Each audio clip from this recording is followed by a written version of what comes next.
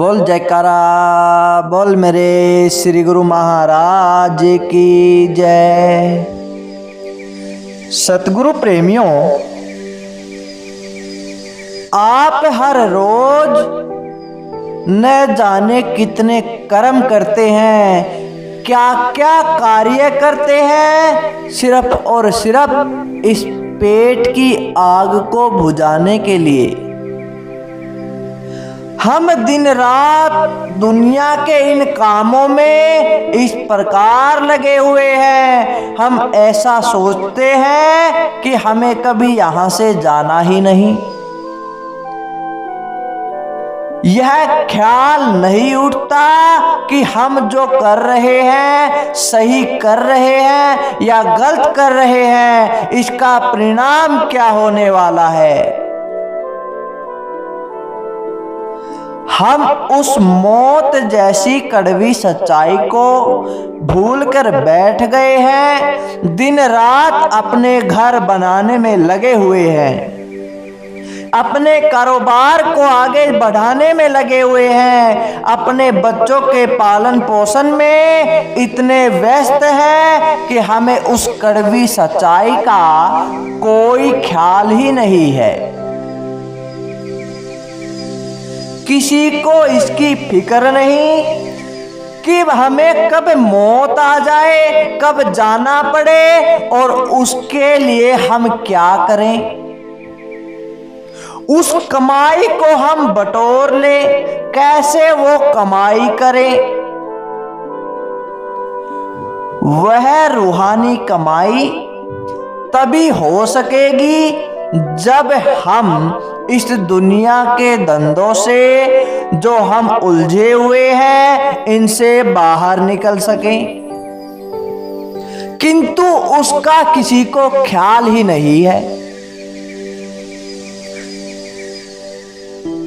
जब उसका ख्याल होगा तब हमारा समय निकल चुका होगा, हमारे पास वक्त नहीं होगा कि हम फिर वो कमाई कर सके, क्योंकि सारा बचपन हमने खेल कूद में बिता दिया,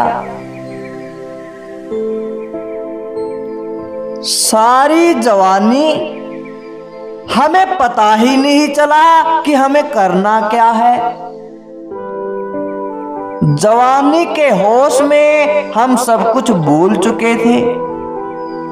अब आया बुढ़ापा, बुढ़ापे में हमें बीमारियों ने जकड़ लिया।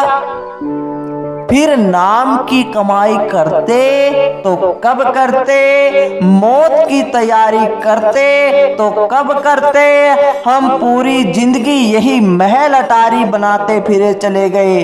अब हमारा जो आखिरी महल था उसको बनाते तो कैसे बनाते, कैसे अपना परलोक सुधारते, इसके बारे में हमें पूरी जिंदगी ख्याल ही नहीं आया।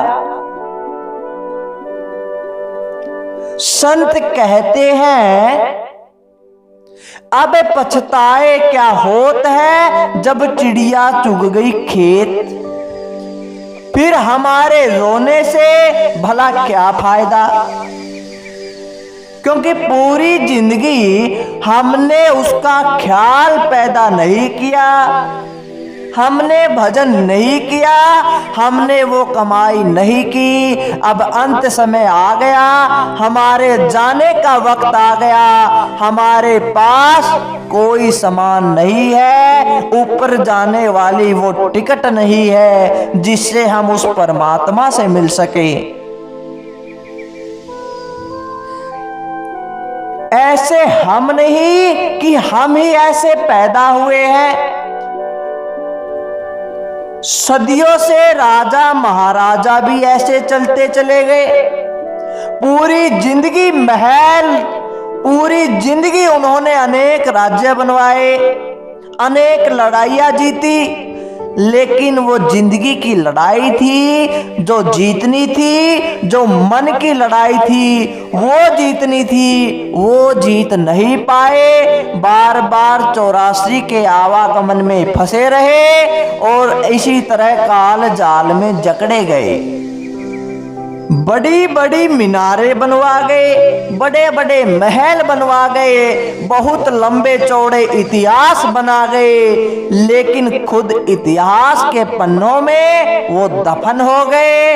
वह कमाई नहीं की जिसके लिए आए थे, जिसके कारण हमें नर्तन मिला था।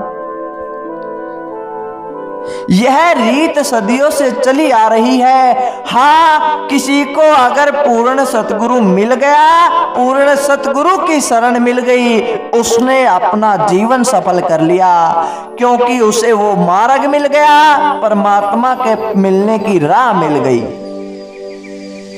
इसी प्रकार संत फरमाते हैं कि एक बार एक राजा था, बड़ा ही महत्वाकांक्षी था, उसे महल बनाने की बड़ी चाह थी। उसने अपनी महत्वाकांक्षा के कारण अनेक महलों का निर्माण कराया, अनेक मीनारों का निर्माण कराया था। जब भी खजाना भर जाता तो उस खजाने से वह नए नए महल तैयार करवाता था। इस बात को सोचकर उसकी रानी बड़ी दुखी थी। रानी उसको कहती कि राजन, आप इतने महल बनवाते हैं, आप इतने महलों का क्या करेंगे? हमें रहना सिर्फ एक महल में है, आप बनवा रहे हैं इतने सारे, इनका भला क्या फायदा है? इस प्रकार वह उसे समझाती, किंतु वह राजा नहीं मानता था। रानी इस चीज से बड़ी दुखी थी। एक दिन राजा शिकार करने के लिए चल पड़ा। राजा नदी के उस पार पहुंचा ही था कि उसे एक संत महात्मा का आश्रम दिखाई दिया। वहां से जाते समय जब वह उस आश्रम में गया तो वहां पर एक समाधि थी। उस समाधि पर कुछ लेख लिखे हुए थे। सैनिकों ने उसे जाकर पढ़ लिया और राजा को सूचना दी। सैनिकों ने जाकर उस राजा को सूचना दी कि उस संत के पास अनमोल खजाना था। उसकी सूचना उस संत ने किसी को नहीं दी। जब अंतिम समय आया तो संत ने उस खजाने के बारे में उस पत्थर पर खुदवाकर लिख दिया है। उस पर लिखा हुआ है कि जिसको भी वो खजाना चाहिए उसे अपने स्वयं के हाथों से अकेले ही इस समाधि के नीचे 84 हाथ नीचे जाना पड़ेगा। उस अनमोल सूचना को, उस अनमोल धन को तब वह प्राप्त कर लेगा। और ध्यान रखे, उसे बिना कुछ खाए पिए खोदना है और बिना किसी सहायता के अकेले खोदना है, अन्यथा सारी मेहनत व्यर्थ चली जाएगी। जब राजा को यह पता लगा तो राजा ने सोचा कि उसके अंदर ढेर सारा खजाना मिलेगा और उस खजाने से मैं बहुत सारे महल तैयार करवाऊंगा, मेरे नए नए महल बनेंगे। इस इच्छा से राजा अगले दिन अकेले ही वहां पर आ गया और अपने हाथों से उसे खोदने लगा।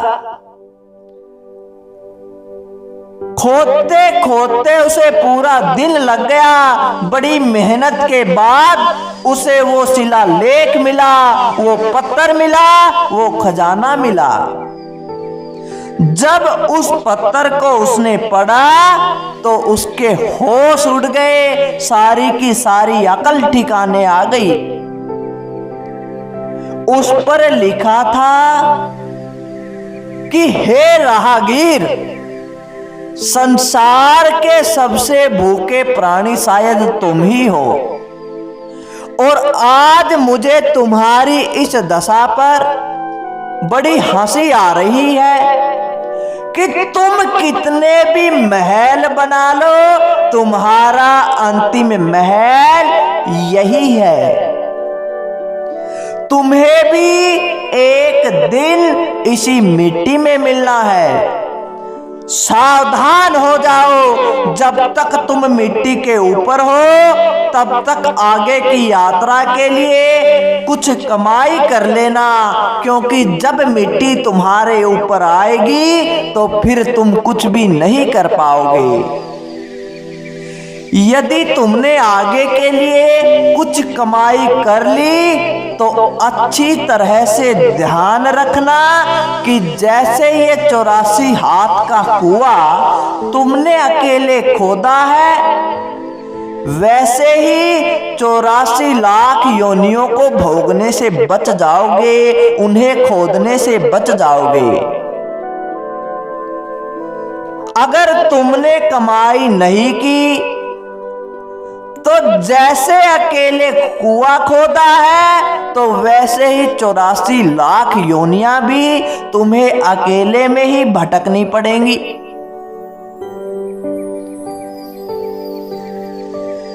हे राहगीर, ये कभी मत भूलना कि मुझे भी एक दिन इसी मिट्टी में मिलना है, बस तरीका अलग अलग है।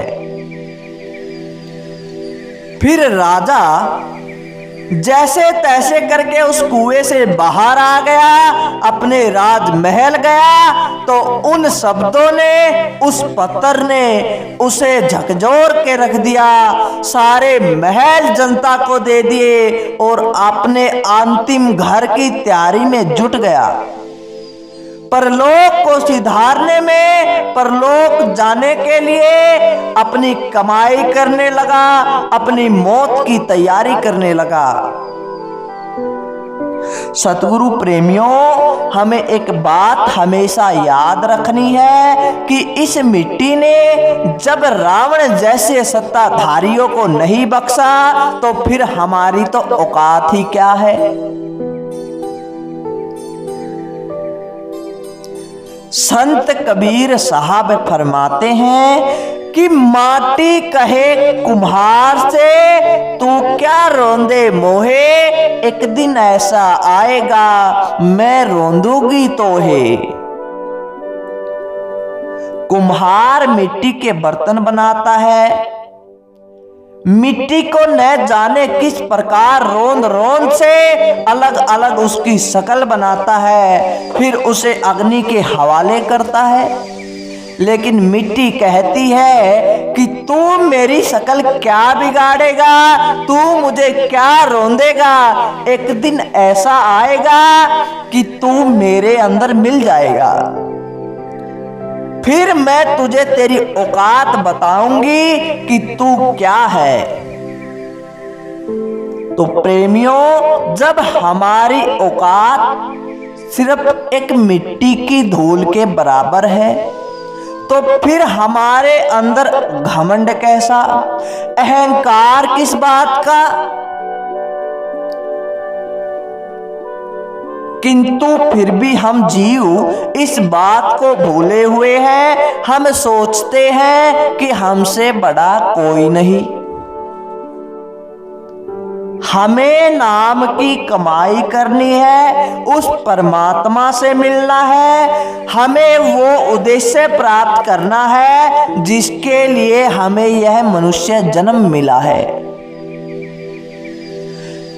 पूरा दिन दुनिया के कामों में लगे रहो, अपने कर्म करते रहो, लेकिन साथ साथ भजन और सिमरन वो करना जरूरी है।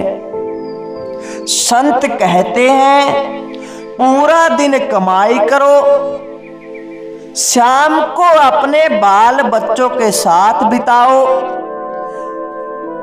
फिर सुबह उठते ही नाम की कमाई करके ऊपर धुर धाम में पहुंच जाओ, फिर नीचे उतरो, फिर कमाई करो, फिर अपने बच्चों के साथ शाम बिताओ, फिर सो जाओ, सुबह फिर ऊपर चढ़ जाओ। अगर आप हर रोज ऐसे करेंगे तो आपके सांसारिक कर्म भी चलते रहेंगे और आपकी रूहानी कमाई भी होती रहेगी। तो सतगुरु प्रेमियों, कैसी लगी आपको यह आज की वीडियो? अगर अच्छी लगी तो ज्यादा से ज्यादा लाइक करें, शेयर करें और कमेंट करके हमें जरूर बताएं। बोल जयकारा, बोल मेरे श्री गुरु महाराज की जय, श्री सतगुरुदेव भगवान की जय।